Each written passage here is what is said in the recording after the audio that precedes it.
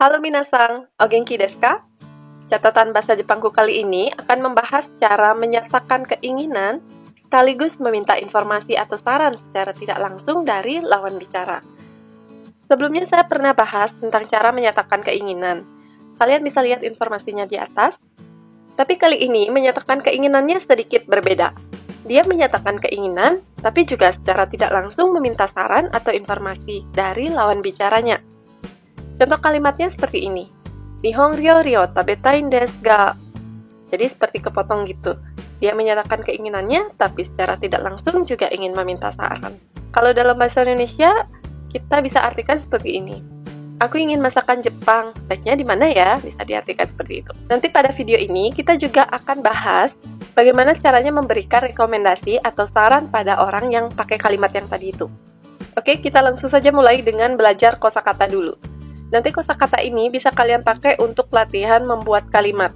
Pertama ada Nihon ryori, artinya masakan Jepang. Nihon itu Jepang, ryori itu masakan. Nanti kalian bisa ganti dengan nama masakan lain. Entah itu masakan Bali, Bali ryori, masakan Padang, Padang ryori, dan seterusnya. Kemudian ada okashi, artinya makanan ringan atau camilan. Akusesari, artinya aksesoris. Bari no omiyage, artinya oleh-oleh Bali. Nanti kalian bisa ganti juga dengan nama daerah lain. Misalnya Jawa no omiyage, Yogyakarta no omiyage, dan lain-lain. Tinggal tambahkan no omiyage. Ningyo, artinya boneka. Batik, artinya batik. Wayang, artinya wayang. Kecaku dansu, artinya tari kecak. Gamuran, artinya gamelan. Baik, sekarang kita lihat kosakata yang tadi. Nihon ryori, okashi, akusesari, bari no omiyage, ningyo, batik, wayang, kecaku dansu, gamelan. Nah, selain itu, saya juga mau tambahkan beberapa kosakata lagi, seperti kaimas, artinya membeli. Tabemas, artinya makan. Mimas, artinya menonton atau melihat. Kikimas, artinya mendengarkan. Oishi, artinya enak. Yasui, artinya murah. Yumei, artinya terkenal. Jadi nanti kita akan pakai kosakata ini pada kalimat. Misalnya, aku ingin membeli batik. Kalau membeli batik di toko Dewi bagus, murah loh, seperti itu. Silakan minasang hafalkan dulu kosakatanya. Kalau sudah, kita akan langsung ke kalimat 1. Hai, kalimat 1 ini bisa kalian pakai untuk menyatakan keinginan, sekaligus meminta informasi atau saran dari lawan bicara. Coba kita lihat kosakatanya. Makan, bahasa Jepangnya apa? Tabemas. Kalau masakan Jepang, Nihon ryori. Kita lihat sekarang kalimatnya. Nihon ryori o tabetain desu ga. Ini kayak kepotong gitu ya kalimatnya. Karena itu yang saya bilang tadi, secara tidak langsung dia meminta saran atau informasi. Baiknya di mana? Nihon ryori o tabetain desu ga. Ingin makan masakan Jepang. Sebaiknya di mana? Kalian perhatikan kata kerjanya? Kata kerjanya masnya dihilangkan. Jadi tabemas menjadi tabetain desu ga. Tinggal ganti di sini objeknya apa. Lalu kata kerjanya mas dihilangkan. Oke? Sekarang kita akan coba kalimat lain biar tambah mengerti. Ingin membeli oleh-oleh Bali. Sebaiknya di mana? Ingin membeli oleh-oleh Bali, sebaiknya di mana? Kita lihat kosakatanya. Membeli bahasa Jepangnya apa?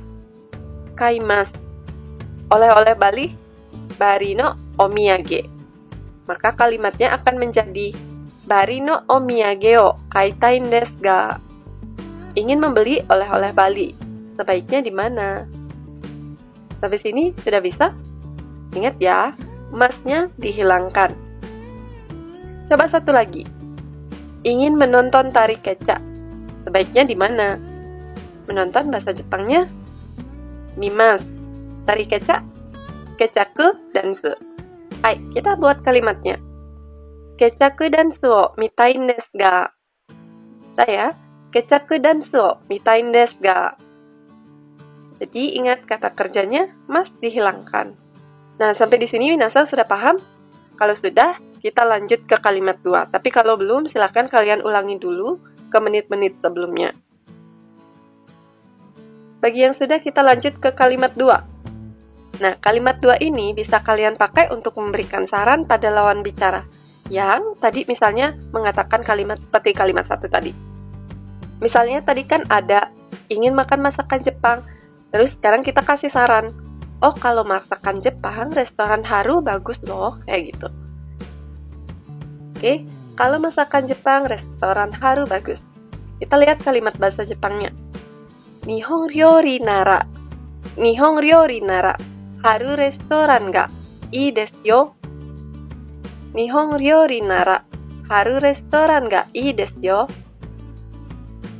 Nara itu kalau. Yo itu di akhir kalimat bisa kita pakai untuk memberitahu orang lain terhadap informasi yang belum dia ketahui. Kalau masakan Jepang, restoran Haru bagus.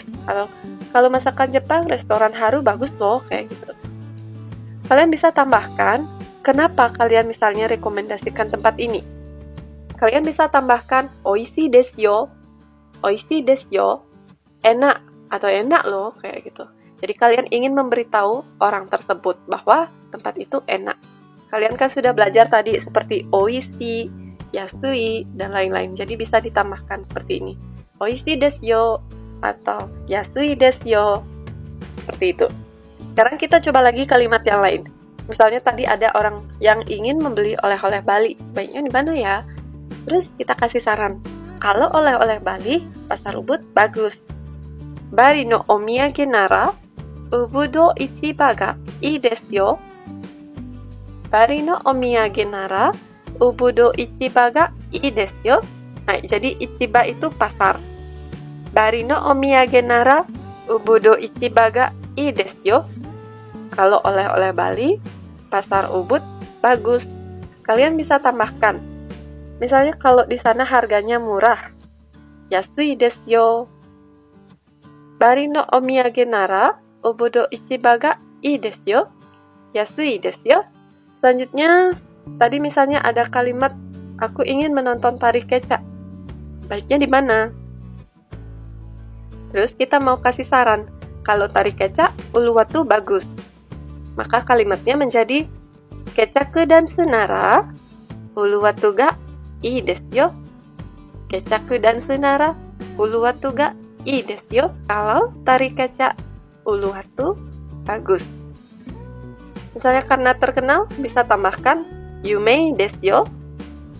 Kecaku dan senara Uluwatu ga ii desu yo. Yumei desu yo. Seperti itu. Hai minasang, semoga penjelasannya bisa cukup dimengerti dan bisa membantu kalian dalam belajar bahasa Jepang. Sampai di sini dulu videonya, kita akan bertemu lagi di video selanjutnya. Sampai jumpa!